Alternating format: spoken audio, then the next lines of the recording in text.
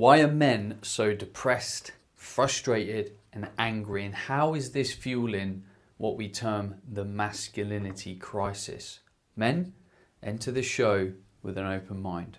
Welcome to the Awesome Human Podcast, your path to total human optimization. Ready to unleash your 100%? Let's go. Welcome to the Awesome Human Podcast with myself, Ben Coomber, where today we're going to be talking all about male mental health. This is the first episode of a 3-part special, something that I feel very passionate about, I suppose because of my own journey through a lot of the men that I've worked with, a lot of the men that I associate with and I'm friends with, and from what I'm seeing in the world, because statistically when we look at men's mental health, things are not particularly great. I've written down some key statistics here. So 75% of suicides are men. Suicide is the biggest killer of men under 50. Men are 3 times more likely to use substances to cope, so alcohol, drugs, etc. 83% of men on a whole drink alcohol. Men have a 41 higher percent of mortality than women, and 9% of men are what we would clinically determine as depression at any given time. So statistically, things do not look brilliant. So if you're a man listening to this, or you're a woman listening to this for their man, or simply to get insight into this conversation, which I hope to give, then let's kind of really look at why this is happening. Now, I have been a man that has been defined clinically as depressed. I'm someone that's struggled with their mental health, like really everyone has at some point in their time, whether it's through a particular trauma, a time in life, job change, loss, etc. I'm someone that's kind of struggled with adapting to changes in identity. I've had 2 kids, which was a big transition. Like, there's lots of reasons why we might struggle, and struggling is absolutely fine. It's absolutely normal. It's absolutely human, whether you're a man, whether you're a woman, whoever you are. It's fine to struggle. It's fine to go through hardship. It's totally normal. So we firstly have to normalize just struggle in life and overcoming it, and really the tools that are needed to overcome it, so we pass through it in a healthy way, and ideally we grow as a human as a result of it. If we don't grow from these things, then we haven't learned, we haven't become stronger, we haven't become more resilient, and we can't help other people. And humanity needs us to grow as people and to help the rest of humanity, the next generation, the people around us, to grow and evolve as well. And that's how we all get better. That's how we evolve as a species. That's how we really connect with our humanity, because I think there's a huge part of being human that needs to help other people. It gives us an instant sense of purpose, fulfillment, gratitude. So when you don't help others, I think you can feel quite lonely and also isolated and lack purpose kind of very, very quickly. So focusing on men, why might men be suffering more? Well, there's a lot of blogs and articles out there. We've got this term called the crisis of masculinity, which is thrown around an awful lot. And I think it's important to look at that, because we can start to bring awareness as to why things have developed a certain way. But I don't think it's actually helpful in the solution to the problem. Now, when we talk about the history of masculinity, yes, there were very clear, or a lot clearer, gender roles, 50, 100 years ago, where man would quite often go to work, bring the kind of money in, lady of the house would often, care for the kids, look after the home, that kind of stuff. All of that's changed, a lot in some parts of the world and not so much in other parts of the world. And some cultures, some religions, etc. still have very defined gender roles. Now, I think that does help us understand the nuances of the conversation of why some things have happened, why we have struggled to evolve in some kind of way. But when we look at the solution, I don't actually think it's kind of helpful. So when we think about, the term of what it means to be a man, sit with that a second. And if you're a lady watching this, listening to this, sit with the thought of what does it mean to be a woman? Now, when I do that, imagine this. You're sat there and I'm about to draw a box around your whole self. And that box has now put ideals and belief systems and expectations on you. So even us saying, what does it mean to be a man, potentially limits what it means to us to be human, to be ourselves, to understand the person that we are. So if I was to stand here, and I've done this many a times, I've read many books on this topic, and said to myself, like, what does it mean to be a man? Why am I struggling as a man? And actually, that allowed me to not find some of the solutions that I needed as a human for where I was at. Because I was already starting to put a box around what it should be and should mean to be myself. Because society and culture and history and the internet at large has been saying to me, this is what it means to be a man. This is the problem with young men. This is the problem with our generation. This is what it means to be Gen Z, millennial, whatever. And all of a sudden, all of these terms box us in as people. And if we want to grow as people, we have to lose every sense of identity, expectation that is placed upon us through society, culture, upbringing, environment, whatever influence might be placed upon us. If we want to be a free human, we have to break free of any of these kind of terms that are placed upon us. And as soon as you start to use these terms to try and navigate your future self, for me, you are not going to get to the truth. And for us to develop into the best version of ourselves, you have to break free of all this stuff and get to your truth. Because your truth for you is the only thing that matters. It's the only thing that's actually going to guide you to happiness, fulfillment, and the ultimate path of self-discovery.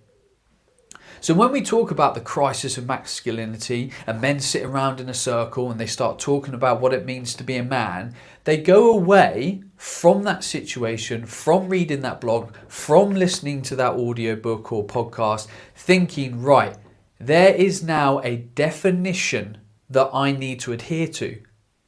But what if that doesn't align with your true sense of self?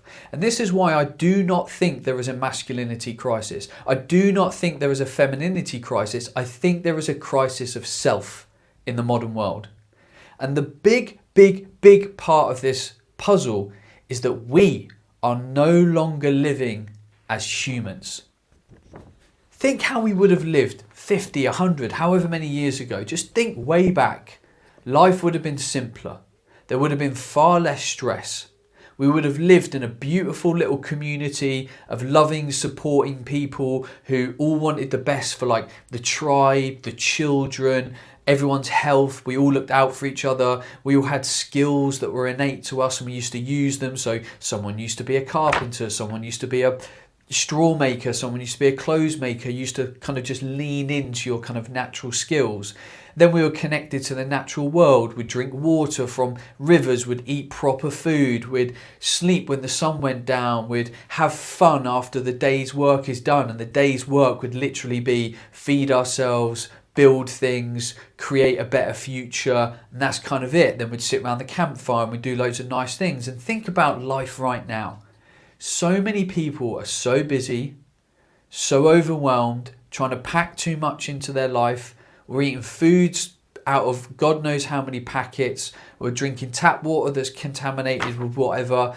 We are, we're not in nature enough. We're indoors too much. We wear shoes all the time. We don't get good quality sleep because we're staying up past, a time we probably should be in bed watching, TV and stuff. We're spending 3, 4, 5 hours a day staring at this phone that's pummeling us with information. We are so unhuman. So when I think about a mental health crisis in men or women, in fact, let's just lose the gender argument. we need to move back to being more human. And when I think about my mental state right now, it is phenomenal. I feel so fucking alive. I feel brilliant. And I feel that way because I feel like I've connected with what it means to be human again. I'm outside as much as possible. I'm doing things that I'm passionate and feel there's a sense of purpose behind. I'm raising my kids with love, compassion, enjoyment, fun, laughter, and exploration and curiosity and creativity.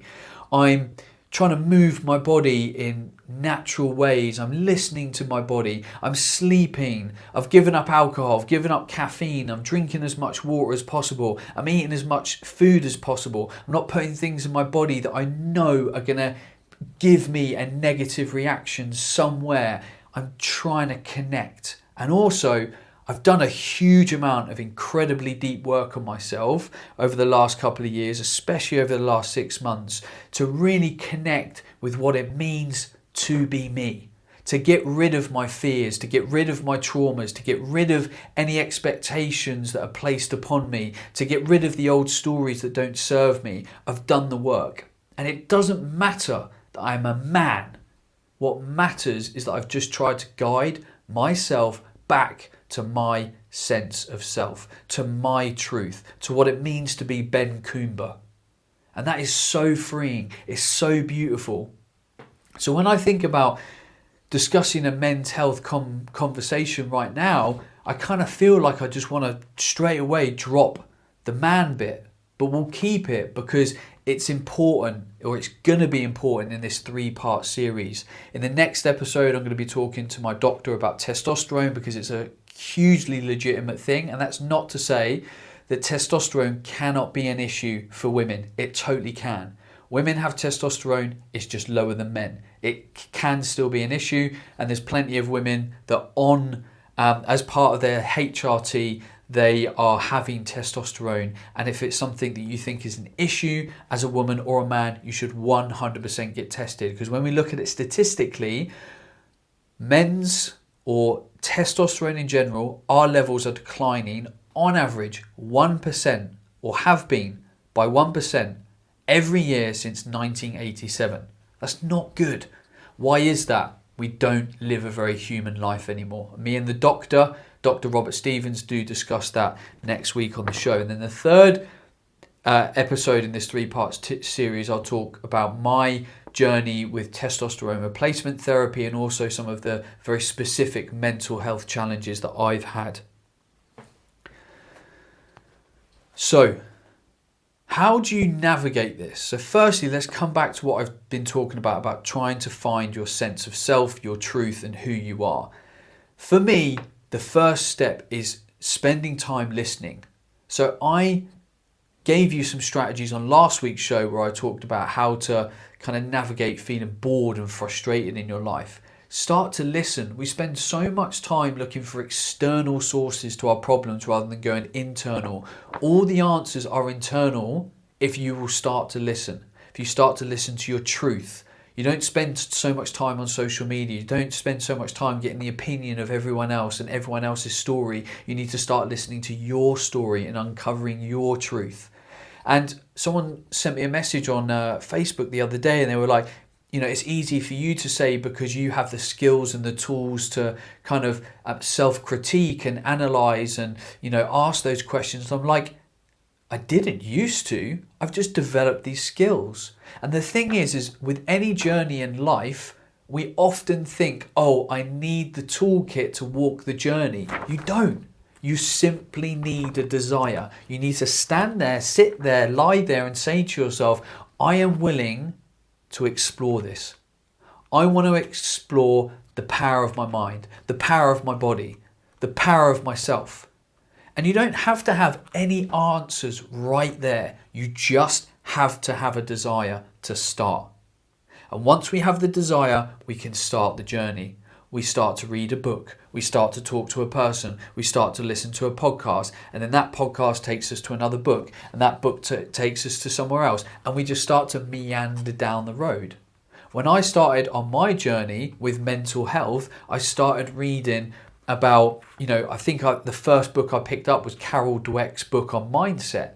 And then that led me somewhere else. And then that led me somewhere else. And then I got a therapist. And then I started journaling. And then I started meditating. And then you just pick up these things. It's like when you get into fitness, you maybe start running. And then you're like, oh, okay, cool. Well, there's something else here. I'm going to start like doing some squats and press ups in my back garden. And you're like, okay, this is cool, but I feel there's something else here. And you join a gym, and then you just start the journey. So if you don't have the skills, that's not a negative. It's an opportunity. It's an opportunity to explore something that deeply you have a desire to explore. So for me, let me plant that seed in you today. I'm going to be speaking way more about this on the podcast. And I invite you, please, to send me messages on social media. And if you want to pose a specific question, for me to expand on a particular area, then do that, because I want this show to evolve and I want this to provide as much value as humanly possible to you, the listener, so I can help you on your journey, because that's why I'm here. I am at service to you. So let's shift to some practical stuff. When we look at optimizing ourselves, you have to and cannot ignore the basics.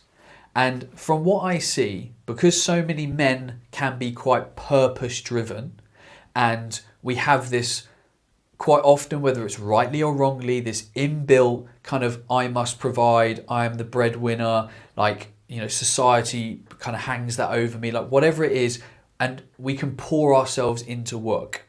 Now, working too much is detrimental to anyone, man or woman. And a lot of people are working too much. I sat down in front of a friend the other day and I openly challenged him because he was talking about his job and he was like, I love it, but. And all the buts were him trying to do more than he needed to without an outcome. Because his path to that point was overworking to get the promotions and whatnot. And the problem is he'd programmed that behavior. And he was now the number one or the sales director in his company. And I was like, what's the next move for you? And I was like, oh, basically to be MD or go be a sales director in a different company. I was like, okay, so are you going to be an MD? No, don't want to do that. Not my skill set. Cool. Are you going to move to another company to be a sales director? No, don't think so. Quite happy. It's a pretty good company, etc. I was like, cool. So why the fuck are you working 60 hours a week? And he's like, well, I don't really know. Like, I've just done it. I've done it to get here. Now I need, and he was unsure. And until we stand back and we kind of really reflect on what we're doing, we can't unpick it. And the problem is this was someone that was saying to me, look, I don't have time to exercise, don't have time to eat properly, I don't have time to do this stuff. And I'm like, well, let's get some time back in your life, because I want you to be able to exercise. You want to be able to go and play golf. You want to be able to drink properly. You want to be able to eat real food. So talk to me about your job. Like, do you need to work 60 hours a week? And he just looked me in the eye and he said, no. I was like, how many hours a week can you literally do your job? And he's like, I reckon I could do my job on 30 hours a week. And I'm like, let's do that. Give me a reason not to do that. Let's get your life back. Now, I'm not saying that this is the situation for everyone. There's seasons in your life. I've worked really hard at points in my life to build my business. I'm not willing to put that level of time into my business anymore, even though I could argue it's still building, because I just don't want that. I do not want that for my life. And that's okay. And that is simply asking me about my truth at any given point in time. And our truth evolves. We evolve. We grow. And I cannot know where you're at in your life right now. I can't know what your journey is right now, what age you are, what you're trying to navigate. All you can do is do the work to navigate that. And all I can do is just give you nudges and start to say, hey, what about this?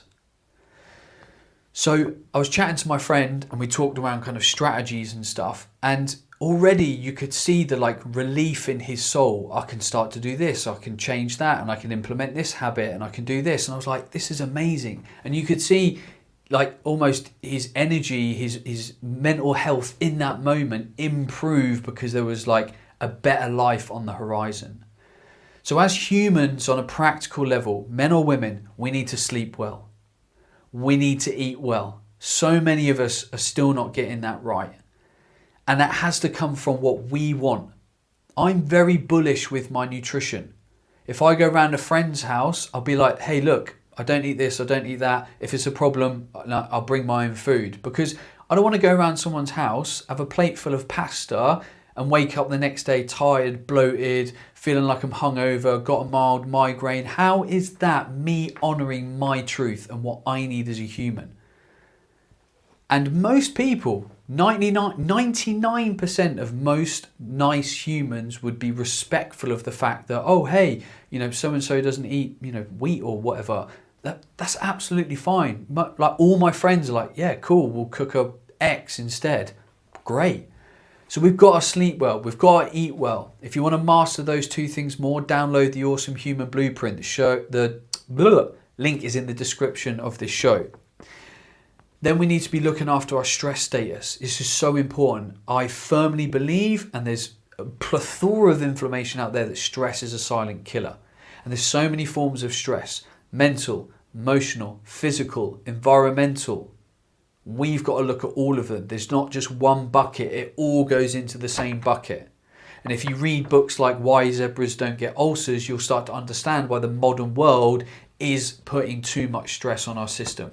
And disease states can develop from stress. Hormones do get damaged from stress. The central nervous system does get damaged from stress. I'm living proof of that.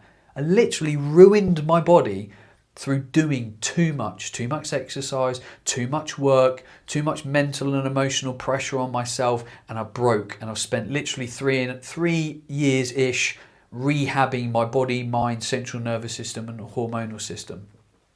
So trust me, this stuff does break. And then there's exercise, movement. We all know the power of movement. Using our muscles, using our bodies, the endorphins, the connection with nature, realigning with our strength, feeling empowered. So we've got to do those kind of things. It's so important.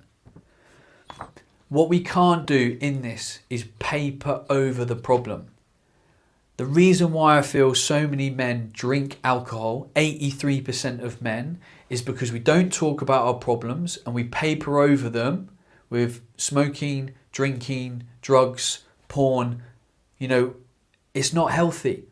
And one of the best things I have done, and I'm sort of standing there now thinking, will I ever have a drink again, was give up alcohol.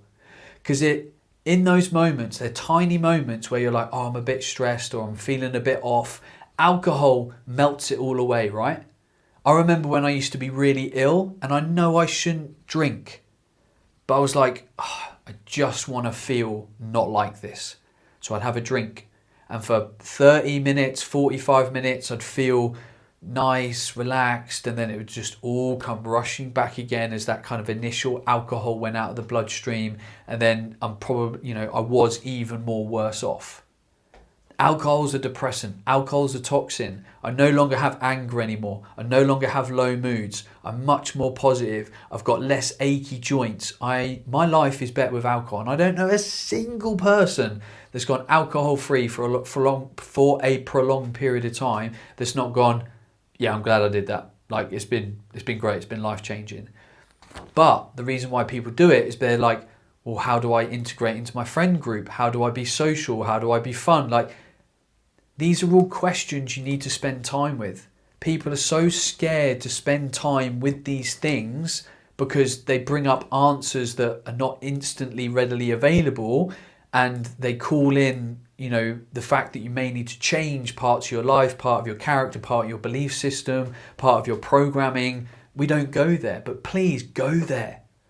A life of truth and freedom means we have to break away from these crutches we have, from the belief systems within us, from the pressures of society and culture and all that bullshit.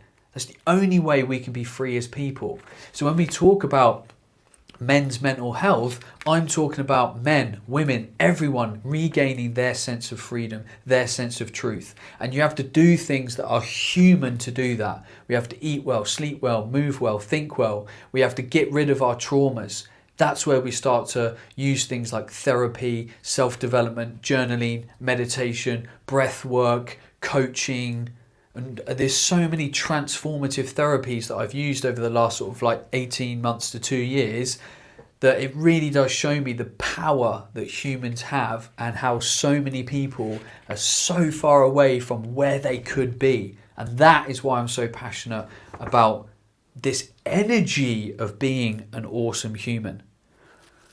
So I need to recap because I've been ranting and raving a bit.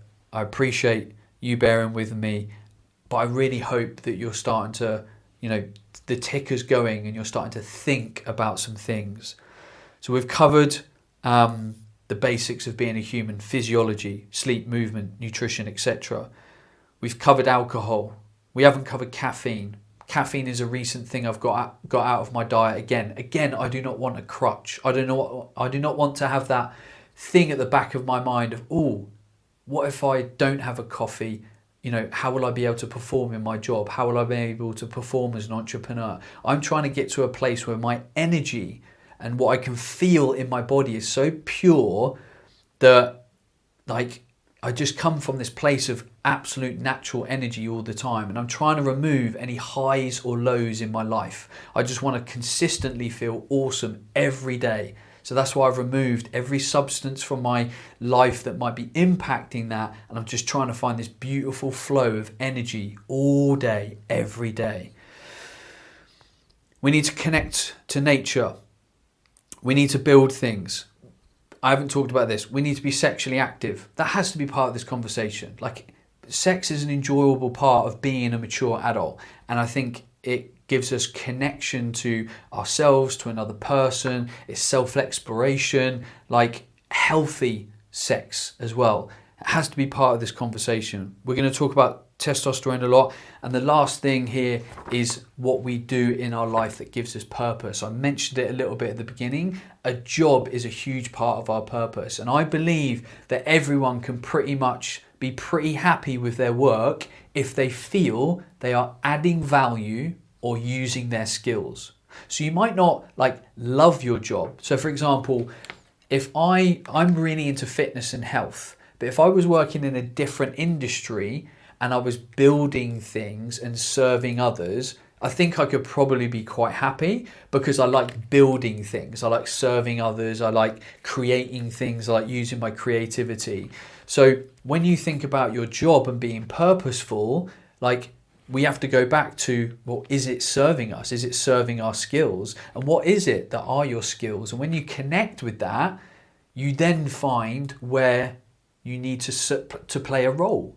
So if you're getting frustrated with your job, does it feel purposeful to you? Can we make a shift? Can we make a transition? Can we, speak to bosses, whatever? There's usually solutions, but most people think, oh, this is the way it's always been. This is the job. This is who I am. This is my job title. This is who someone has told me I need to be. Then you don't find solutions. And until we break free of these levels of shackles that are put on us and we start to get to our truth, we don't find the solutions that we need. I really hope I've been coherent today. Men's mental health is such, for me, a powerful topic because I feel it's something that I've struggled with for quite a long time, and I feel like I've really got to the truth of it. And the truth is, or isn't, about what it means to be a man, what it means to be a woman, what it means to be a healthy man with healthy mental health and a healthy woman with healthy mental health. It comes back to just being a human. What does it mean to be ourselves? What is our truth? What is our mission? What makes us feel purposeful? What is going to help us grow as people? And I don't want to put another box around it and go, oh, this is what it means to be a man, or this is what it means to be a woman. What does it mean to be me? What does it mean to be human? These are the only questions that we need to answer, and then we use that to navigate towards our truth, our future, and being a free human. And that is being an awesome human. Thank you for listening today.